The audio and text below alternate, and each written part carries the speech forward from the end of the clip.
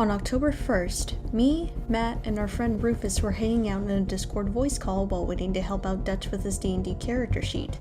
Rufus had mentioned he had tried out a new game with his other friends, which had just caused him to be a bit late to our hangout. We were curious to what game it was, and it turned out to be a very new game that came out a week ago on October 23rd. A game called Lethal Company. Rufus gave as little context as possible, or at least as much context as he knew, that we work for a company and our job is to go to moons and collect scrap from abandoned buildings to get our paycheck. And then we heard footsteps rapidly approaching us before we promptly exited the building. Before I go any further, I want to say that if you haven't played Lethal Company yet or are wanting an explanation or maybe to see what the game is about, then I highly suggest you don't look up anything about this game. Just buy it on Steam, play it with some friends, and get the raw first experience yourself. That's how I feel the game is most effective for new players, because trust me, it won't be the same if you know what to expect. Just click off this video while you're at it and come back after you've played it. And if you have played Lethal Company, then you know exactly what I'm talking about. Lethal Company is a multiplayer co-op horror game developed by Zeekers, known for their titles It Steals and The Upturned. And I didn't find out this detail until after I made a remark while playing that the style reminded me of It Steals, and Matt later found out that it was the same developer. A comparison I'm going to use for Lethal Company is the other co-op horror game that I play, Phasmophobia, because their gameplay is relatively similar, but not at all in a bad way. In Phasmophobia, you and a team of 3 other players go into an empty house or grounds and collect evidence of paranormal activities to determine the type of ghost you're dealing with. Players can communicate through walkie-talkies, and one person can even stay in the van to watch for ghost orbs or warn other players of potential danger. A relatively safe position to be in since the ghosts can't really haunt outside of that area. In Lethal Company, you and a team of 3 players travel to abandoned moons and buildings to collect scrap for profit, and while yes, the moons you travel to are abandoned, they're abandoned by humans, not by creatures. And like Phasmo, it's extremely helpful for someone to be in the ship and work on monitors to help other players travel the buildings and find scrap and warn them of danger. But unlike Phasmo, you aren't safe in the ship either. Circuit bees, eyeless dogs, and even baboon hawks can enter your ship and easily kill you if you're not careful.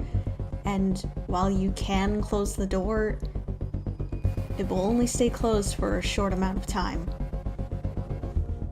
As for the buildings you venture into to scavenge for scrap for the company, they are randomly generated and different each time, so no matter how many times you go to the same moon, the inside of the facilities will always be different, making the building seem maze-like and difficult to coordinate, never really getting a proper layout of the building. You never know whether or not one of the 3 pathways will be blocked or opened, or if there's only one way to go. It's always going to be a gamble on what you get. Not only that, but there's also a gamble of which enemies you're going to encounter in each facility. Snare fleas, hoarder bugs, and slime blobs are pretty basic and overall pretty easy, yet very unsettling if you've never dealt with them before. But overall, not something you'll be panicking over. Snare fleas will spawn from the vents and hide themselves on the ceiling in order to get the drop on you and suffocate you to death, but they can be very easily dealt with by smacking them with a shovel or stop sign. Hoarder bugs are relatively docile, only caring about the scrap they find to bring to their nest, but if their nest is disturbed or if they're attacked, they will become aggressive and fight back. Slime blobs will slowly follow you around if you're close enough to them. They can't be killed but are quite easy to avoid. Simply jumping over them will do the trick. Spore lizards are entirely harmless and will simply roar at you due to them being territorial. Simply yelling at them will make them scamper off. They might produce spores from the tails if you get too close, but it's nothing lethal. They don't even need to be attacked, you can just get around fine with them being in the same room. But there are other enemies that can lurk within these facilities, ones more unnerving and likely to cause panic for new and even experienced players. For instance, the Thumper, named after the fact that they eat their own legs after hatching from their eggs in order to escape the shell. It drags its limbs and body across the floor that you can hear from rooms next to or above you whilst adventuring for scrap. It is hostile and won't hesitate to give chase once it spots you. Outrunning is nearly impossible once it gains speed, but dodging it by leaving its line of sight is the easiest way to survive due to how slow it is to round corners and that it's poor at tracking prey. Thumbers can be killed, but it will take 5 or more hits to bring it to an end. Imagine wandering through one of these buildings with a few teammates, talking and looking about and suddenly hearing these loud, muffled, dragging sounds not too far from you. Alright, he's coming down the hallway now. Oh, that's brilliant. It's incredibly terrifying to hear upon your first playing, and it still is for me. But this is far from the worst thing that you can encounter. Bunker spiders are extremely large spiders that can't be detected on the radar in the ship, due to them not having a heat signature, making it difficult to help teammates if someone is radioing from the ship. Bunker spiders are easy to deal with if you have a stop sign or a shovel, and will typically die after a few hits, though stumbling upon one of these things is always unpleasant, no matter if you're experienced or not, especially for an arachnophobe like me and my buddy Rufus. I can handle it pretty fine, but it's enough to cause Rufus to panic and be terrified. I know a bunker spider doesn't seem like the worst thing, and it really isn't, because I've yet to talk about the second most terrifying thing in this game. Coil heads. Coil heads are these spring-necked mannequins with screws and bolts sticking out of their torsos that follow Weeping Angel mechanics. Running into these things with teammates makes it easier to deal with, but encountering one while alone can ruin an entire scrap run. Keeping eyes on the coil head is the only thing that will keep you alive.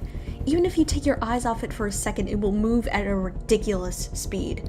But sometimes it likes to completely ignore this rule and move a couple of feet towards you before halting again, so it's best to remain as far away as you can from them.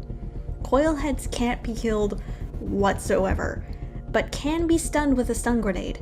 Touching them leads to instant death. Closing a door can stop a coil head from pursuing you, but only momentarily, because it will begin to bang against the door in order to get it open.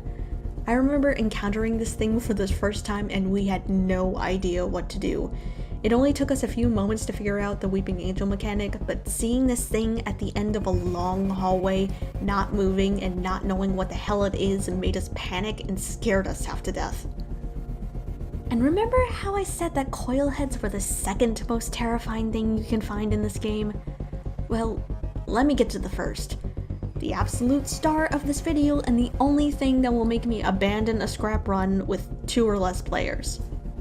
The Bracken. There is debate on the genus which the Bracken belongs. It is a bipedal vertebrate with skin the color and texture of a red beet. The name was coined for what appear to be leaves protruding from its upper spine. The purpose of these is believed to be for intimidation. However, not much is known about the specifics of the Bracken behavior due to its elusiveness and low population. We know a little from accounts by wildlife experts who have encountered it. It is a lone hunter with high intelligence. Its behavior can seem aloof. It exhibits high aggression even when unprovoked, yet it quickly backs off when confronted. However, Brackens are known to up their hostility when cornered or simply watch for a long time. For this reason, it is recommended to keep an eye on it, but not to stare it down. No specimens have been collected dead or alive. It is theorized that upon death, their bodies undergo a rapid decomposition process, which is unique from other large animals. This thing is fucking horrific. Lethal Company is a game where forest giants can come out and eat you alive, where eyeless dogs can tear you apart, where little ghost girls can haunt and kill you. But to me, nothing compares to the beady white eyes that you see in the complete darkness while the Bracken stalks you from a distance. The low growling it makes as it slinks away when successfully confronted. It is completely easy to die to a Bracken due to how quiet it is when stalking you. And like the coil head, coming into contact with them is an instant kill with a snap to the neck. and the only way to effectively survive this creature is to briefly glance at it and run away, which will cause it to back off for a certain amount of time. But in reality, no one wants to deal with a Bracken. Not alone, not even with other players. I remember my first encounter with the Bracken. All I saw was small white eyes watching me from the doorway, and not knowing what it was, I stared at it. The one thing you shouldn't do when being faced with one, and then promptly had my neck snapped. It is incredibly hard to see what this creature looks like in the dark. All you notice is the white eyes, and even when slightly illuminated, it's hard to tell the features of this creature, making it all the more unsettling.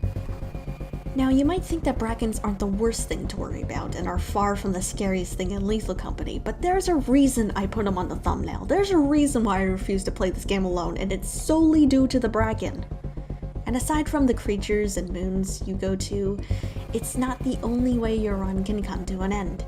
If you fail to reach your scrap quota within 3 days, you will experience the company's disciplinary process.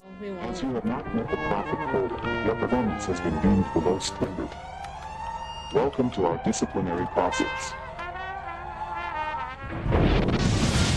No! No!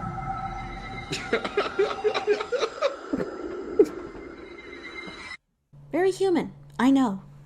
Not only that, but even at the company building where you're supposedly safe, there are ways for you to die. For example, angering the tentacle monster that accepts your scrap by ringing the bell too many times, which will cause the monster to lash out and kill whoever's closest to the scrap window. That's what he fucking gets, asshole. But even with the fear of running into these creatures, the uneasy feeling I get when I hear random ambience play when I'm alone in the ship, how anxious and panicked I get when I'm by myself or when I get lost in the buildings, I'm still drawn back to this game. Because despite everything, this game is an absolute blast to play with friends. It can be hilarious during scavenging and rewarding after successful scrap missions. And the fear is half the fun.